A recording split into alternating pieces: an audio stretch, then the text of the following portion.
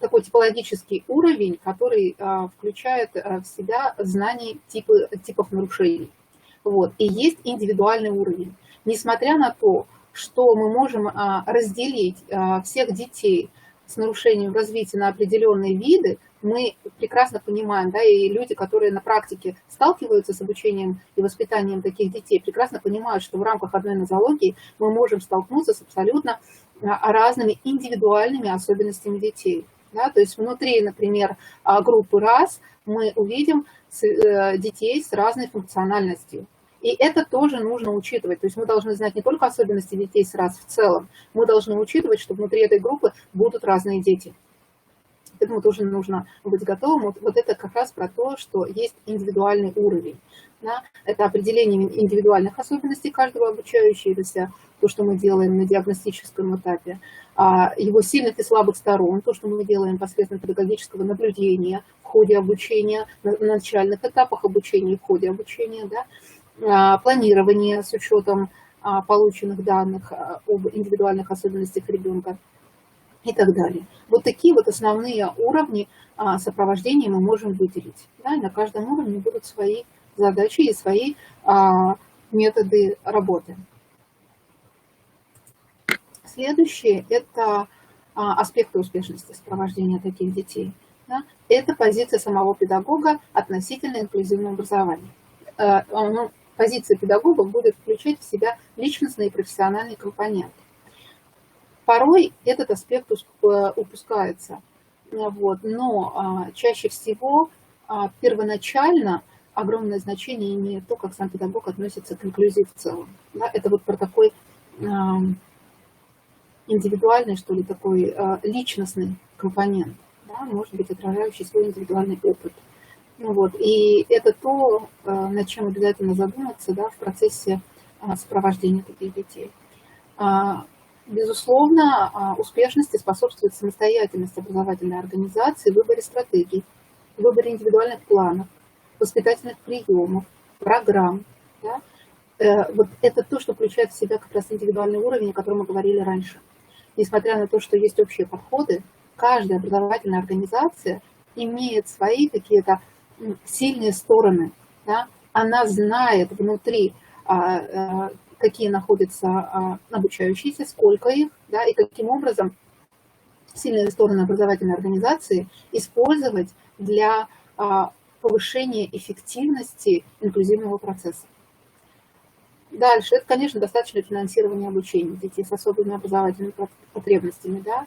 Вот, минимальный какой-то уровень, безусловно, обеспечивает каждая образовательная организация, и все родители об этом говорят, да, все то, что может образовательная организация сделать, она делает, здравствуйте. Вот. Но есть еще и такая творческая, да, основа. Вот для того, чтобы реализовать творческий потенциал организации, конечно, это особенности финансирования. Это комплексное изменение образовательной организации. То есть какова в образовательной организации инклюзивная политика, инклюзивная практика, уже введенная на сегодняшний день, потому что достаточно долго мы в инклюзии уже работаем, да, и инклюзивная культура организации. Насколько каждым сотрудникам образовательной организации, независимо от уровня, принята культура инклюзии. Вот. Ну и следующий пункт, да, это про то, что каждым, конечно, должно быть принято, что инклюзия – это норма жизни. Это просто норма жизни. Оно есть, такие люди вокруг нас есть, это нормально, мы все чем-то ограничены. Да? В данном случае дети ограничены какими-то особыми физическими особенностями. Вот. Но мы все одинаково хотим быть включены в общество, независимо от наших ограничений. Вот. Поэтому вот это как раз про то, что эта норма жизни, она есть, да, и каким образом мы к этой норме относимся. Пример, да, вот как понять, что испытывает человек с инвалидностью в наших реалиях. Совсем недавно был озвучен этот пример, и хотя нам кажется, что уже вот 7-8 год, да, пошел такой открытой инклюзии на уровне законодательства, но тем не менее у нас у всех абсолютно разный уровень личностной включенности в этот процесс. И это про то, как чувствует себя человек в инклюзии, который приходит в общеобразовательные, особенно, да, мы сейчас не говорим про коррекционно-образовательные организации, которые на этих рельсах давно, вот, а про общеобразовательные организации, которые в этот процесс включаются очень индивидуально, очень по-разному. Да? Ситуация с магазинными ценниками. Как вы будете чувствовать себя, когда войдете в бутик, где цены явно не вашего уровня? Там, где требования к вам настолько завышены, что вы начинаете понимать, что даже некомфортно, когда к вам подходит продавец. То есть вот это вот внутреннее прочувствование несоответствия требованиям той организации, куда вы входите. Вот. То есть если к ребенку среда предъявляет требования, которым он не соответствует, когда, например, он приходит из детского сада в школу, и ему говорят, ну, от него ожидают, что раз он прошел уровень дошкольного образования, то он должен иметь все-таки какие-то навыки, да, а он не имеет. И, естественно, возникает такой диссонанс. Ну, вот, он начинает чувствовать себя неуспешным. Когда в профессиональную образовательную организацию приходит ребенок из общеобразовательной школы, и довольно часто сталкивается с требованиями определенными к нему, потому что педагоги ожидают, что он к этому времени уже имеет знания, умения и навыки общеобразовательного уровня. Да? А он может не иметь. Вот, потому что это очень индивидуальное развитие. Да? Ребенок имеет качественный иной путь развития. Это не только про задержанное развитие, а про то, что развитие может просто идти в другом направлении. Это может быть искаженное развитие, это может быть поврежденное развитие. Да? Это очень своеобразный путь развития. И где-то он может соответствовать предъявляемым требованиям, а где-то не соответствует. Вот когда ребенок начинает понимать, что требования очень сильно завышены по отношению к нему, потому что вроде как уровень образовательный пройден, и он должен знать, да? Вот, а он не знает, и в силу своих особенностей в том числе, да, тогда это может стать причиной дезадаптивного поведения ребенка. Следующее – это то, что инклюзия, конечно, это двусторонний процесс. Да? Это то, что ребенок адаптируется к требованиям образовательной организации, и образовательная организация адаптируется к особенностям ребенка. Да? То есть не бывает одностороннего процесса, когда только ребенок адаптируется. Когда приходит ребенок в образовательную организацию, и сама образовательная организация тоже пытается подстроиться, найти новые эффективные способы, приемы, методы воздействия на этого ребенка, методы эффективного взаимодействия с семьей ребенка, для того, чтобы процесс обучения и воспитания был успешен. Следующее – это особенности проведения занятий с детьми с трудным поведением. Это вот как раз из общего уровня, то, что можно говорить о большинстве. Хотя, еще раз уточню, что каждый ребенок очень индивидуален. Да? Здесь можно учитывать особенности проведения. И почему я об этом здесь говорю? Это как раз про инструментальную часть. Если мы не знаем, что конкретно в каждом случае делать, использовать, говорить и как реагировать, тогда мы будем очень быстро выгорать. Для того, чтобы не выгорать, у нас должен быть инструмент, то есть должны быть какие-то конкретные знания для того, чтобы использовать их в процессе подготовки. Да, это, конечно, четкие задачи на развитие конкретных навыков без общих формулировок. Да, вот здесь обучение детей с особыми образовательными потребностями – это обучение вообще без общих формулировок. Очень конкретные навыки. И чем они уже, тем эффективнее пройдет занятие. Это не про то, что мы развиваем на наших занятиях мышление. Ну, это здорово, да? Вот. Нам четко нужно понимать, чего он не умеет, да, складывать 2 плюс 2. И что он будет уметь в конце занятия, складывать 2 плюс 2. Вот это вот очень конкретно. Да? Когда мы говорим о том, что мы развиваем память, внимание и воображение, вопрос, как мы отследим результативность нашего воздействия, да, и о чем мы можем говорить на выходе. Вот, поэтому вот, в данном случае, чем труднее ребенок, тем более конкретные, понятные формулировки и задачи должны ставиться про конкретные жизненные навыки и компетенции, которые понадобятся ребенку в жизни, в обществе. Потому что в целом система образования для чего нужна? Да? Для того, чтобы ребенок, завершив свое обучение в школе, в профессиональной образовательной организации, да, смог адаптироваться в условиях общества. Да, это не про то, что у него внимание там, на таком-то уровне развития, а про то, что он запомнил четко маршрут от дороги до магазина, от дома до магазина, дорогу от там, дома до образовательной организации. Да. Вот для чего нам нужно это внимание. То есть нам нужно оперировать конкретными понятиями, особенно в процессе обучения таких детей. Далее, это критерии успешности решения поставленных задач. Если нет критерия успешности, то есть конкретных, четких, понятных критериев достижения цели, то, скорее всего, это очень общее и не очень полезное. Динамичность проведения занятия. Да, вот здесь очень четко.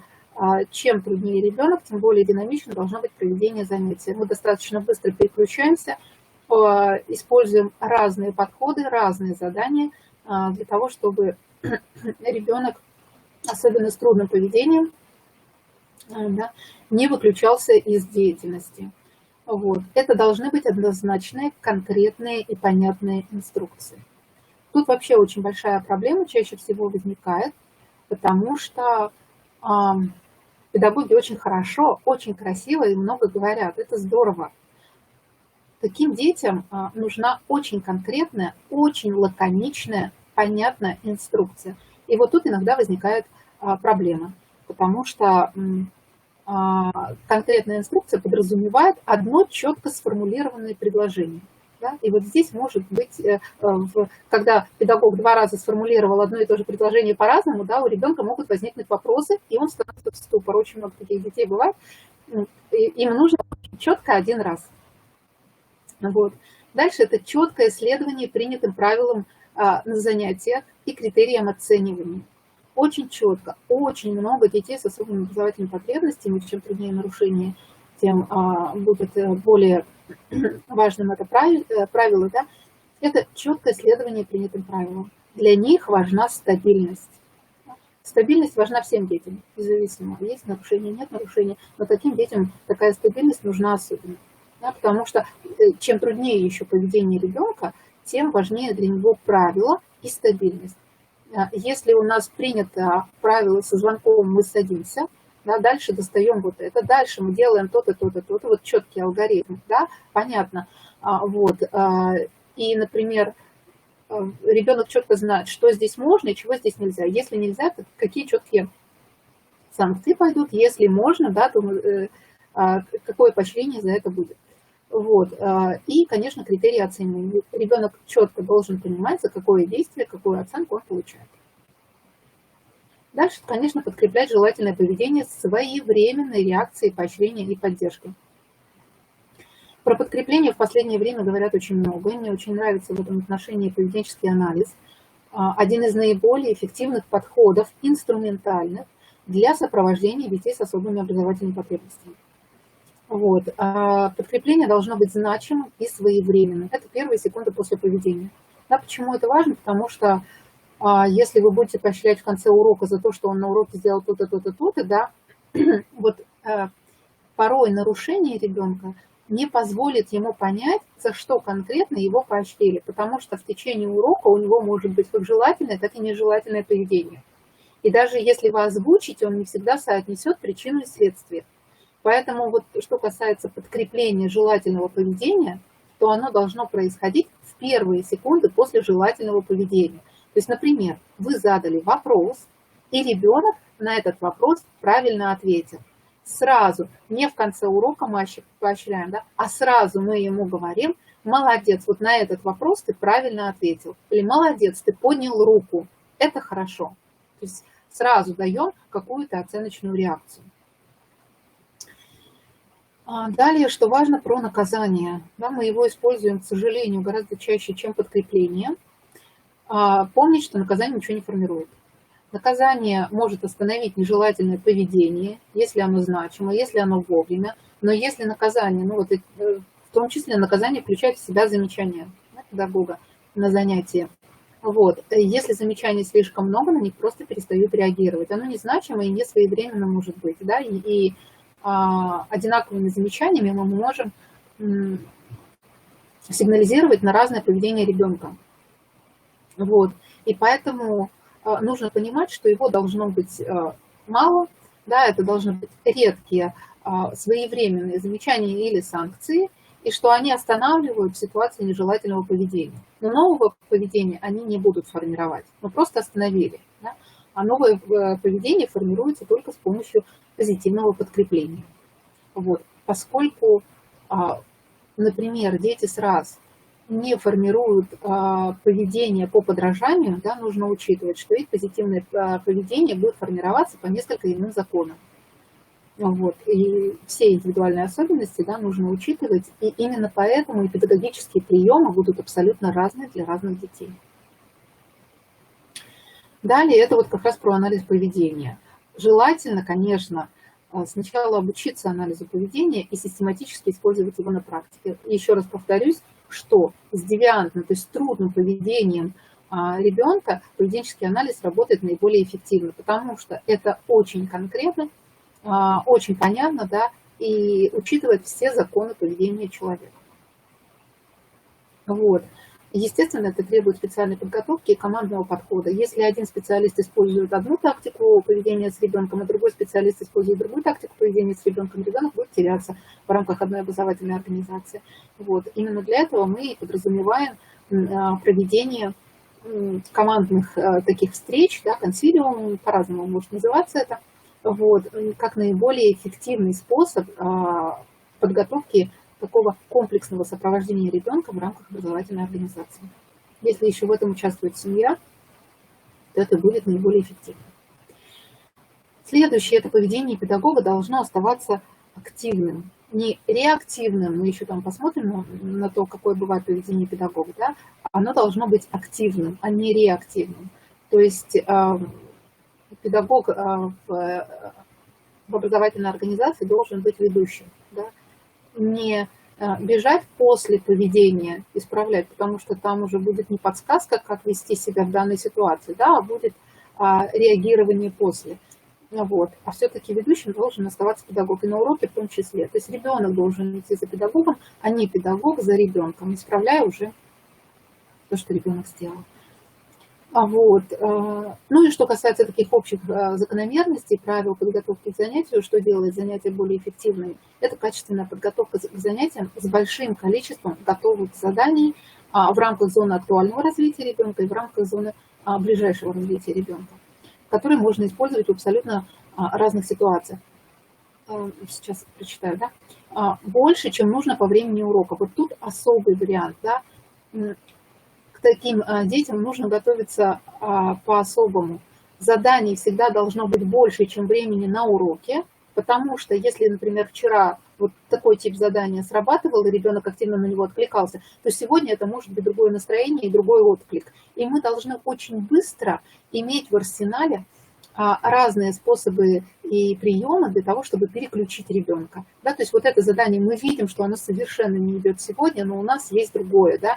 То же самое касается проведения занятий с детьми с трудным поведением. Да? Если мы видим, что не срабатывает, то нужно иметь в арсенале быстрые какие-то такие задания на переключение и на разные виды деятельности. На более спокойные, на сосредоточение, на расслабление. То есть вот учитывая зону актуального развития, то есть то, что ребенок может сделать без педагога, например, да, вот, если сегодня устал, то мы можем дать ему, и видим, что уже к концу урока ребенок, например, устал, да, вот, то мы можем ему дать задание в зоне актуального развития, то, что не потребует сверх усилий со стороны ребенка. А если мы видим внутреннюю мотивацию, если мы понимаем, что ребенку тема интересна и он готов познавать больше, то у нас должно быть под рукой задание в зоне ближайшего развития ребенка, да? То, что будет повышать его мотивацию, и то, на что сегодня на конкретном занятии он способен. Давайте мы вернемся к вопросам. Алена, как быть, если ни семья, ни администрация, ни школьный психолог не помогают в работе с трудными детьми? Ну, конечно, наиболее эффективен командный подход. Да? Один учитель в рамках одного занятия в целом изменить поведение ребенка не может. И тут очень важно, конечно, заручиться поддержкой и администрации, и родителей. Ну, посмотрите, да, семья ведь тоже нами по-разному оценивается, заинтересованность или не заинтересованность семьи. Да? Иногда родители вынуждены решать другие вопросы физического развития ребенка, да, его нарушений. Скорее их волнует именно медицинский аспект. Да, и чем сложнее нарушение, да, тем, конечно, их ожидания относительно медицинского аспекта в большей степени касаются. Вот. И про вопросы обучения и воспитания, да, многих вещей они не понимают, может быть, и готовы к сотрудничеству, да, может быть, многих вещей они не понимают, и требуется какая-то вот такая индивидуальная работа с семьей, потому что ну, чаще всего, вот насколько мы встречали в своей практике, да, родители заинтересованы в обучении и развитии своего ребенка. Вот. Просто можно попробовать донести информацию другим способом. Вот. Ну, школьный психолог не помогает, это, конечно, вопрос, да, потому что специалист, если ему трудно, он всегда имеет возможность получить поддержку профессионального сообщества, да, и взаимодействовать. Вот. На сегодняшний день это, конечно, достаточно большая практика поддержки специалистов. Вот. Поэтому я думаю, что вопрос нужно в любом случае решать вот именно с администрацией школы, да, потому что один в поле не воин, в данном случае это командный подход наиболее эффективен. Все, что вы можете сделать на своем уроке, это вот и использовать те закономерности, о которых я говорю, да, в рамках одного занятия, для того, чтобы наиболее эффективно взаимодействовать. А так в целом, конечно, задача образовательной организации, да, ну, сделать все для того, чтобы ребенку было комфортно, и он не проявлял дезадаптивного поведения. Социально, да, все остальное. Вот. Если еще будут вопросы, да, тогда можете писать. Специальные методы приема в работе, которые важно учитывать. Вот это тоже очень кратенько, общие варианты. Это, конечно, мы все знаем, все специалисты, да, это опора на сохранные анализаторы, работа с инструкционными картами, готовыми алгоритмами, визуальными опорами при выполнении заданий. Иногда это очень здорово помогает, когда ребенок в начале занятия получает визуальный план урока. Да, вот. То есть он понимает последовательность выполнения задания и понимает, какой примерно будет план на уроке, и знает, что вот после этого, например, более трудного для него задания, да, где мотивация может упасть, да, будет задание, которое ему интересно, и это может поддержать мотивацию. Особенно если в начале урока мы уделим время на то, чтобы вот этот визуальный план урока быстренько прочитать, ну, вот, познакомиться с ним. Вот. И, конечно, требуется поддержка и поощрение в конце занятия, например, да, каким-то образом. Ну, это очень индивидуальная такая тема, то, что касается правильного подкрепления, да, в поведенческом анализе. Это очень интересная тема сочетания социального и материального стимула, вот, для формирования внутренней мотивации ребенка. Но это тоже очень полезная, очень интересная тема. Дальше это использование, конечно, игровых приемов, все, что мы делаем на наших занятиях, дополнительного стимулирования. Вот. Ну, то есть, например, жетоны.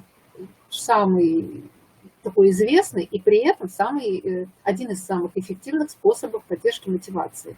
Но для того, чтобы работать с жетонами, для того, чтобы работать с баллами, желательно делать это в системе. Не одноразовый прием, что вот сегодня мы работаем с жетонами по таким-то правилам, а завтра с жетонами мы будем работать по другим правилам. А послезавтра мы жетоны обесценили и сказали, что вообще это ничего не значит. Вот. Тогда мы сами снизим мотивацию. Это должна быть продуманная система стимулирования мотивации ребенка. Да, и вот когда система продумана от начала до конца и вводится постепенно во взаимодействие с такими детьми, тогда это может быть эффективно. Вот работа с жетонами и баллами на занятии один из наиболее эффективных способов поддержки мотивации ребенка. Когда есть вот такой конкретный материальный стимул, да, который он может ощутить. Это порционное преподнесение материала, да, очень четко, порциями, оценивая эффективность усвоения каждого конкретного отрезка, каждого конкретного куска. Это специальные технические и дидактические средства обучения, да, вот это то, что необходимо использовать, учитывая как раз сохранные анализаторы.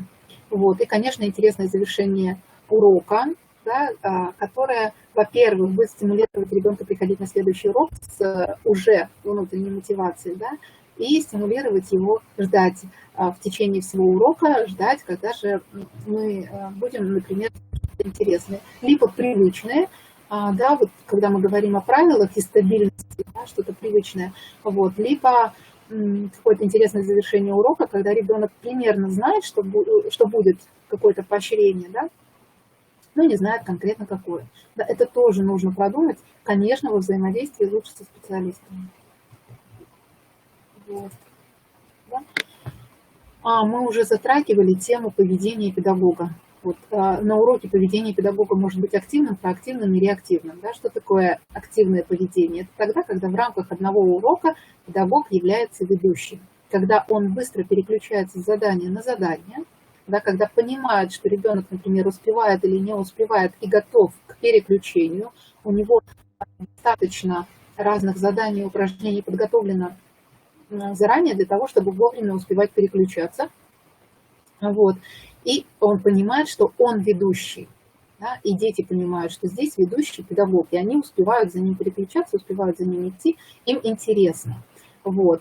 А поведение может быть реактивным.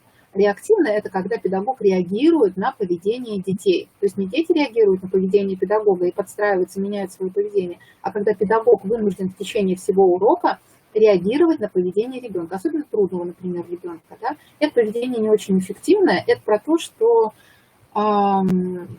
скорее всего, где-то потерял нить, да, педагог, нить занятия и слишком много времени уделил на какое-то нежелательное поведение ребенка в данном случае. Да? Вот. Особенно часто это бывает с начинающими педагогами.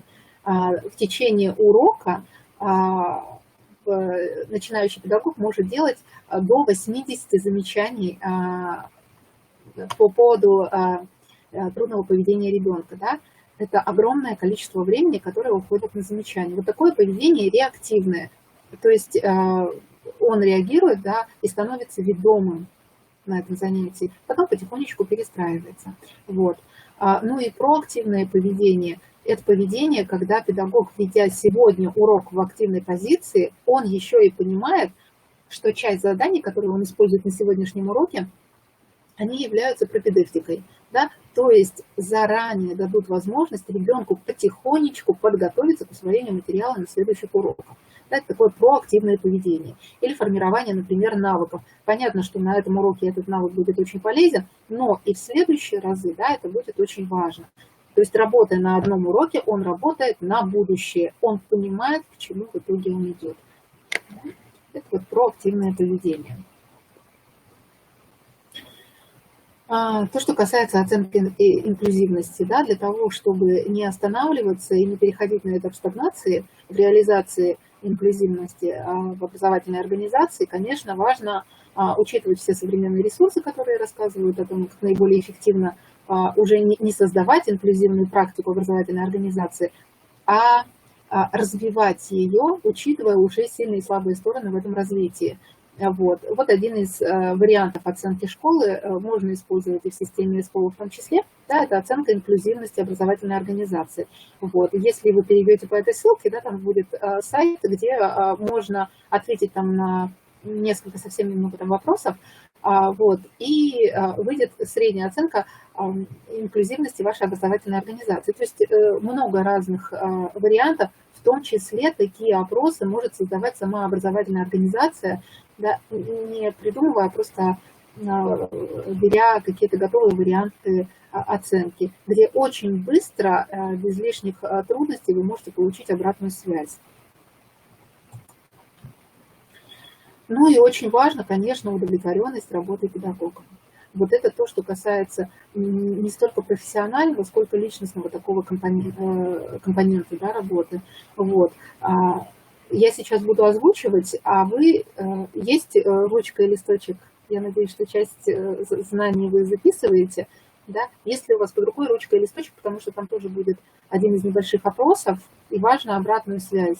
И немножечко передохнем, переключимся. Если есть ручка и листочек, поставьте плюсик, пожалуйста. Все здорово, да. Вот. При согласии с высказыванием просто ставите плюс, а потом мы их посчитаем. Первое высказывание – это «я вижу конкретный результат своего труда ежедневно». То есть, если вы видите конкретный результат, ставите плюс. Второе – я получаю признание результативности своего труда от коллег, от руководства, от родителей, от самих студентов, да, в системе СПО, например, или от обучающихся, когда ребенок приходит и показывает радостно, что у него получилось. Это как раз признание результативности вашего труда. Если вы получаете это, тогда ставите плюс. Третье. Я имею возможность брать инициативу в свои руки и творчески подходить к решению педагогических задач. Если вы имеете такую возможность в вашей образовательной организации, то ставите плюс. Мгм. Так, у нас получается, что немножечко чат запаздывает, да? Мгм. Хорошо.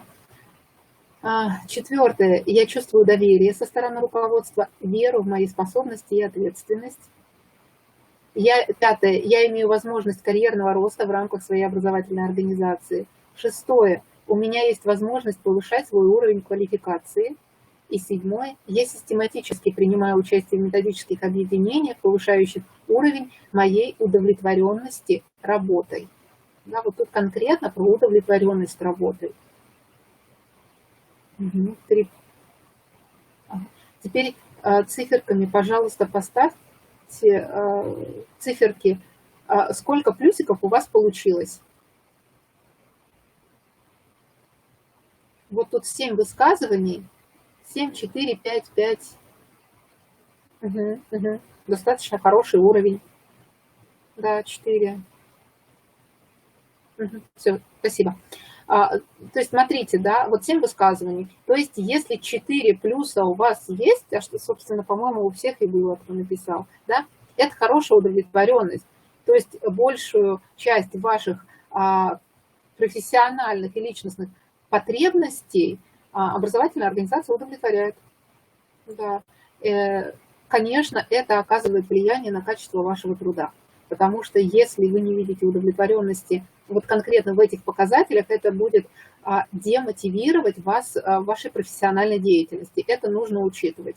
Да, вот если 3 плюса, тогда... 4 плюс, 3 минуса, 4 плюса, да. 4 плюса – это хороший уровень. Но обратите внимание на те минусы, которые вы указали.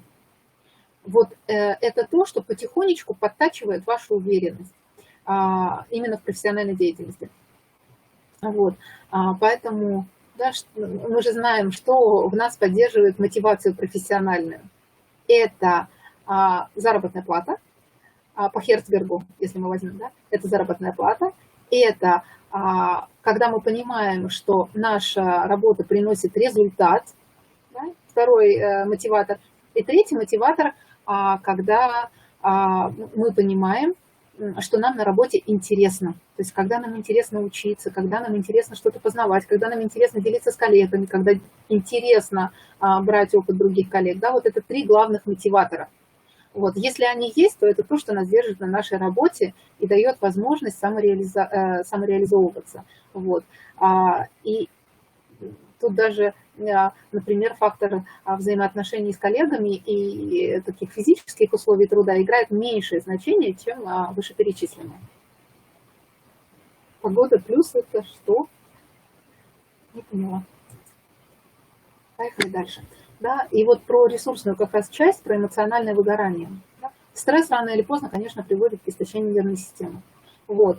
Поэтому, если систематически ваша работа приводит вас к определенному стрессу, то есть есть дистресс, есть эустресс, вот если этот стресс со знаком минус скорее, да, то рано или поздно это будет приводить к эмоциональному истощению. Вот. Работа с детьми с особыми образовательными потребностями требует больших внутренних ресурсов, как личностных, так и профессиональных. Потому что люди, помогающие в профессии, работают всей своей личностью. Педагог работает всей своей личностью, не только профессиональной частью, да, но и личностной частью. Эмоционально, хочет он того или не хочет, в большей или меньшей степени включается в проведение каждого занятия, каждого этапа взаимодействия с такими детьми. Вот. Поэтому важно учитывать, что дети с нарушениями поведения, что очень часто бывает среди детей с особыми образовательными потребностями. Не потому, что они имеют трудное поведение изначально, а потому, что система подкрепления, да, система наказания, система учета индивидуальных особенностей, да, как раз где-то дала сбой. Да, и ребенок показывает дезадаптацию. Вот. И в ситуации, когда ребенок дезадаптивен в системе образования, да, они как раз показывают такое поведение. Да, и вот такое трудное поведение очень быстро показывает уязвимые стороны педагога. Да, и в постоянной такой системе находиться конечно, достаточно трудно. Вот. Ну, напомню, что с эмоциональным выгоранием наиболее эффективно работает на стадии профилактики, а не на стадии, когда уже дом сгорел. Но что-то нужно делать. Да? И в любом случае, да, когда вы не реагируете на признаки эмоционального выгорания и вытесняете, оставляете за бортом и пытаетесь все равно эффективно включаться в деятельность, да, потому что ну, хочется результата, хочется получения какое-то поощрение за тот вклад, который вы делаете в работу, да, иногда вот как раз личностные особенности затруднения отодвигаются на второй план, да, вот это может привести, конечно, к расстройству. Это нужно учитывать.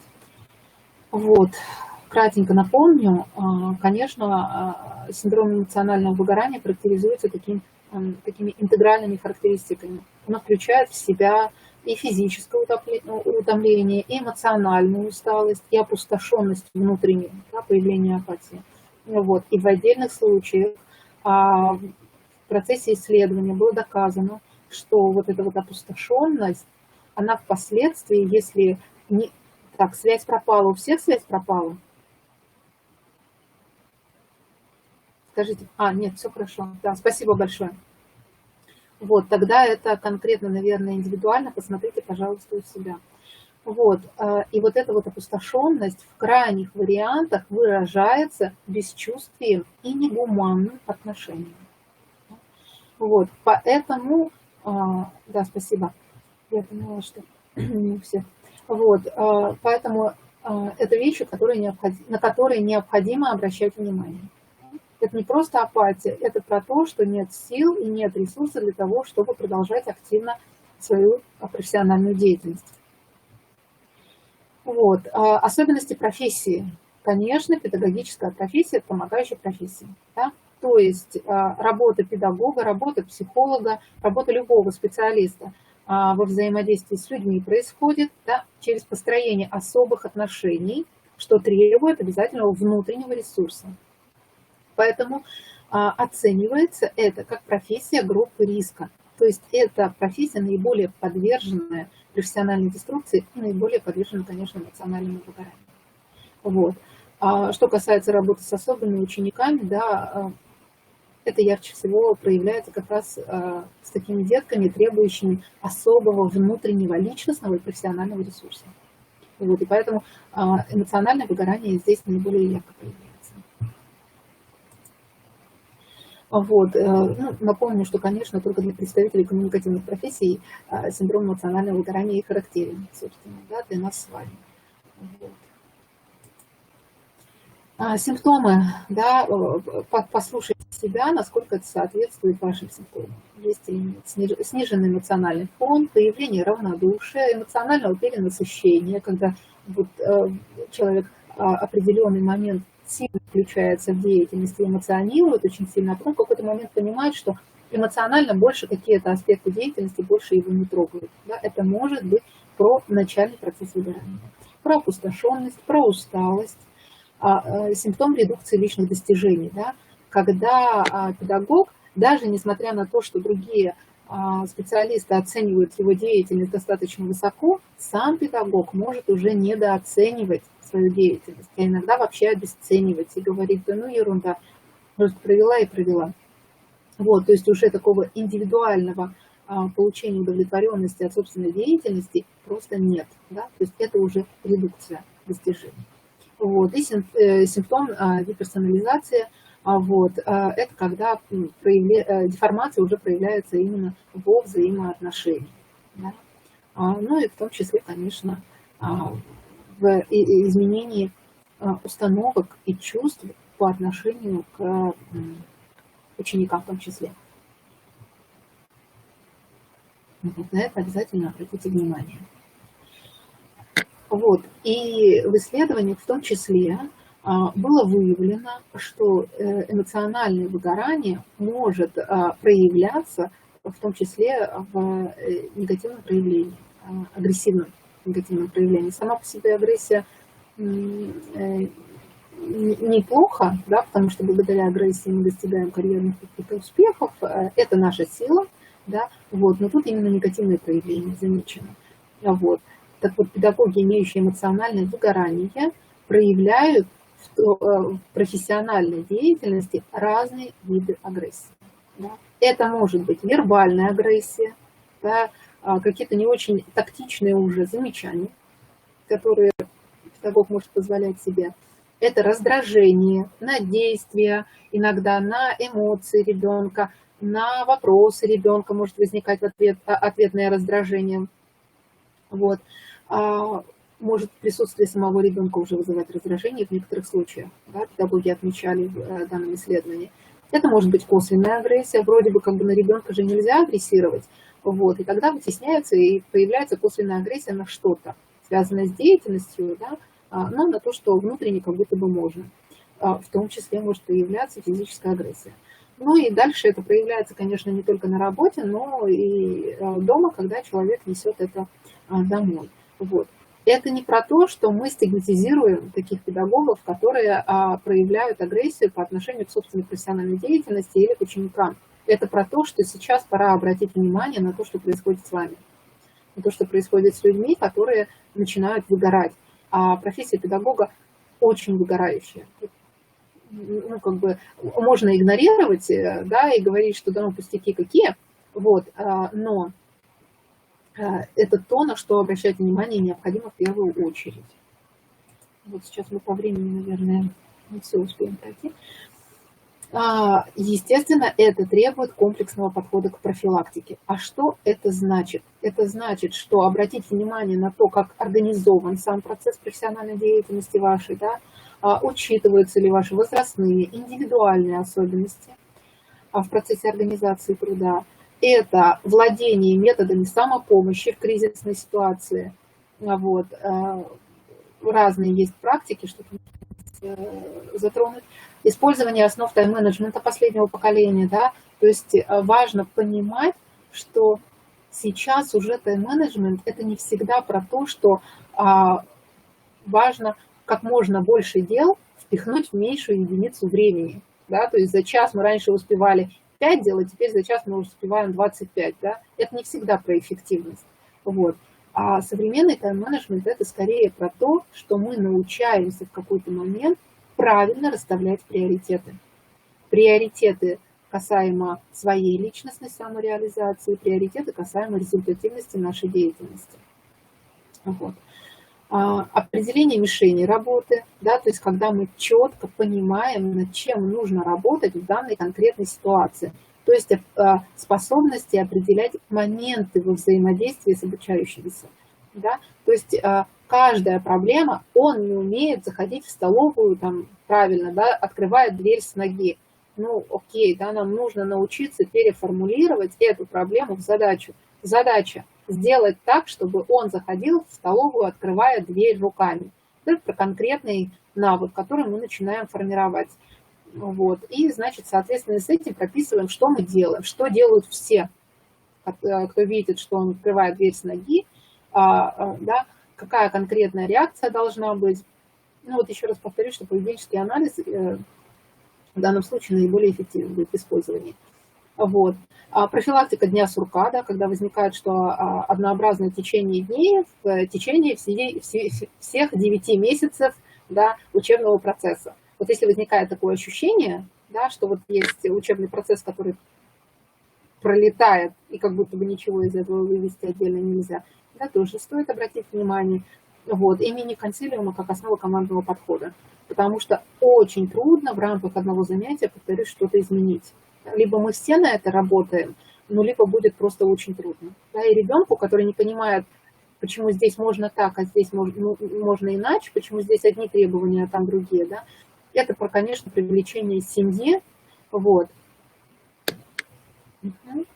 Да, организационные вопросы, Марина Владимировна, да, я думаю, что организационные вопросы это к организаторам.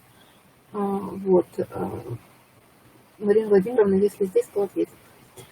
Организация труда. Обратите внимание, да, что должно быть реализовано в вашей профессии. Если все эти потребности удовлетворяются в вашей профессии, да, а не только в вашей личной жизни, то это здорово.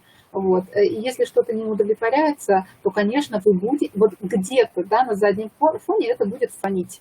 И на это нужно обратить внимание, что происходит. Вот. Учет возрастных особенностей, да, мы понимаем, что в разные возрасты педагоги, специалисты имеют разные сильные стороны. Да? Вот, поэтому на это тоже стоит обратить внимание. Где-то учебно-профессиональная деятельность в юности имеет приоритетное значение, да? А вот уже в зрелом возрасте человек имеет возможность, имея конкретную опору на знания, умения, навыки, уже творчески подходить к реализации задач, да, и уже дополнять их. Ну и становиться, конечно, наставником.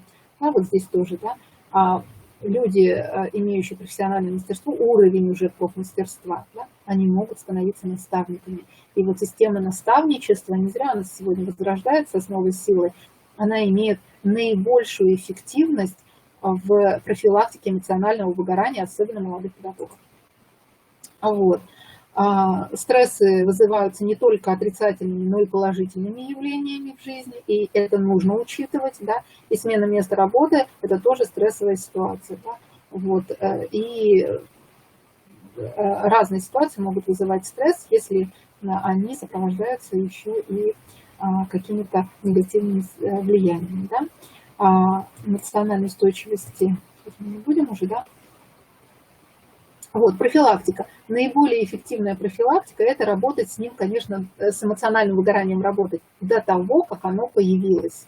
Это про то, что вы обратите внимание на свои индивидуальные личностные особенности, в том числе на то, как вы сами принимаете процесс инклюзии, да, в образовательной организации, насколько вам самим комфортно и о чем это говорит. Вот. Насколько такие дети умеют находить ваши уязвимые места, или наоборот, насколько вы получаете удовлетворение от взаимодействия с такими детьми и понимая эффективность вашей деятельности, да, про личностный компонент. Вот. Про то, что, конечно, человеку важно удовлетворять базовые потребности. Да, чтобы получать удовольствие еще и от профессии, да, важно понимать, что базовые потребности, ну вот Стивен Кови говорит о том, что это жить, любить, учиться и оставить наследие. Вот. И если мы обращаем на это внимание первостепенное, то и в работе мы будем чувствовать себя очень комфортно. Да? Выгорание не может касаться только одной профессиональной деятельности. Оно влечет за собой выгорание и в личностном плане обязательно. Вот. Ну и очень важно, да, формирование стрессоустойчивости личности как жизненной компетенции. Мы можем профилактировать эмоциональное выгорание только в том случае, если систематически работаем над тем, чтобы быть стрессоустойчивыми. Потому что стресс, он на каждом шагу. Если вы разрушаетесь в конце каждого занятия с трудными детьми или с детьми, у которых трудное поведение в силу тех или иных причин, и каждый раз после такого занятия вы чувствуете истощение нервное, и это про то, что на это стоит обратить внимание еще тогда, когда вы способны рефлексировать, да, потому что потом потихонечку, да, вот это вот восприятие, да, будет искажаться, и будет возникать опустошенность и апатия. Вот, поэтому очень вовремя нужно обратить на это внимание. Презентация будет доступна. Да, я думаю, что мы с организаторами, да, потом договоримся. Единственное, что важно учитывать, что есть авторские материалы. И вот. Скажите, как другим коллегам общаться с педагогом, который эмоционально выгорел? Ну, с эмоциональным выгоранием сейчас вот немножечко затронем. Про культуру. Давайте в конце, хорошо, если вы не получите ответа, тогда задайте еще раз. Спасибо за полезную информацию, пожалуйста. Методы самопомощи, да, это вот ТМО мы не успеем сегодня провести, а так в целом есть конкретные практики, есть конкретные упражнения, которые работают на приведение себя быстро в порядок, да? В зависимости от того, на каком уровне мы реагируем. На уровне эмоций, на уровне наших мыслей или на уровне нашего тела. Вот тогда, когда мы начинаем реагировать уже на уровне тела, это, конечно, телесные практики. Да? Это научиться расслабляться на уровне тела. Это особое такое умение, да, которое нужно оттренировать. Да? То есть оно должно стать автоматическим. Вот эта способность вовремя расслабиться, способность вовремя уйти от негативных эмоций. Вот это как раз про формирование стрессоустойчивости. Это отдельная целая тема, если будет интересно, про телесные практики в профилактике эмоционального выгорания, да, нужно будет уже попросить провести. Ну, конечно, профилактировать день сурка – это про то, что мы сами учимся замечать те результаты, те достижения, которые, естественно, у вас есть в течение каждого дня. Вот для того, чтобы не обесценивать свою собственную профессиональную деятельность, да, особенно в обучении с детьми с особыми образовательными потребностями, важно каждый день указывать не менее 3 пунктов, да, чего конкретно вы достигли в этот день. Да, вот это вот про это. Ваши достижения можете замечать только вы. Вот это вот формирование навыка рефлексии профессиональной. Практика хиокасов, когда мы учимся замечать и делать что-то новое, вот, тоже в презентации, наверное, да, если отправлю, можно будет изучить. Это учиться делать каждый день что-то новое. Профессия – это очень важная часть нашей жизни, но это не вся жизнь. Вот если в личном плане мы скучны и неинтересны сами себе, то и в профессии мы, к сожалению, будем транслировать именно это отношение. Да? Очень важно в профилактике эмоционального выгорания наш личностный компонент. Да? Насколько мы ресурсны для того, чтобы не разрушаться при трудном поведении ребенка. Для того, чтобы в момент трудного поведения научиться наблюдать за тем, какой стимул запустил это трудное поведение, да? Или цель этого трудного поведения. Да? Любое поведение имеет цель. Вот если мы еще и способны пронаблюдать, какую цель формируем, да, а не разрушаться только, да, тогда это очень важно. Хорошо, и будем завершать тогда. Очень много не успели. Вот как раз как разговаривать с педагогами. Про вообще в целом культуру обращения за психологической помощью. У нас очень низкая культура обращения за психологической помощью. Это хорошо, когда мы обращаемся, да, это хорошо, когда мы получаем какую-то обратную связь, но сегодня в наших руках огромная палитра возможностей обратиться за психологической помощью для профилактики эмоционального выгорания, в том числе для того, чтобы не разрушаться, а просто проговорить и получить адекватную обратную связь. Это, конечно, специалист в образовательной организации. Вот. И я знаю, что да, грамотных психологов мало. Ну, есть, они есть. На самом деле грамотных психологов сегодня хватает, и я думаю, что в образовательных организациях их достаточное количество. Вот. Если же все-таки трудно или есть какие-то как раз личные трудности обращения за очной психологической помощью, это всегда можно сделать вне образовательной организации. Это, конечно, республиканский наш консультационный центр, да, где можно записаться и очно, и дистанционно. Вот. И это, конечно, телефон доверия. В последнее время и родители, и педагоги звонят как раз с вопросами, да, а как не выгорать, а как просто вот этот негативный запал, который сейчас, да, не принести домой, что с этим делать. Это вот как раз вот просто позвонить и научить родителей таких детей звонить и обращаться за помощью на телефоны доверия в ситуации, когда они привязаны к детям и не имеют возможности, например, помочь сами себе. Да? Это вот иногда достаточно 15 минут по телефону поговорить с психологом для того, чтобы почувствовать снова себя в как бы в таком ресурсном состоянии. Да, Марина Владимировна, пожалуйста. Татьяна, пожалуйста. Я очень рада. Если информация была полезна, я очень рада. Я думаю, что и в дальнейшем будем сотрудничать. Спасибо большое всем участникам. Давайте мы минуточку традиционно подождем. Если есть вопросы, вы можете написать.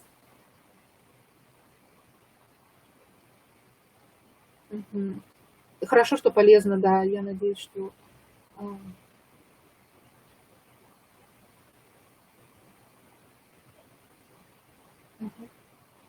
Все, ну поскольку вопросов нет, спасибо всем участникам. Да, я была рада поделиться информацией.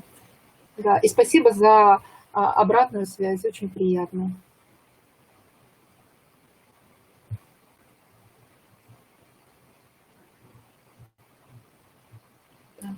вопрос там был или что?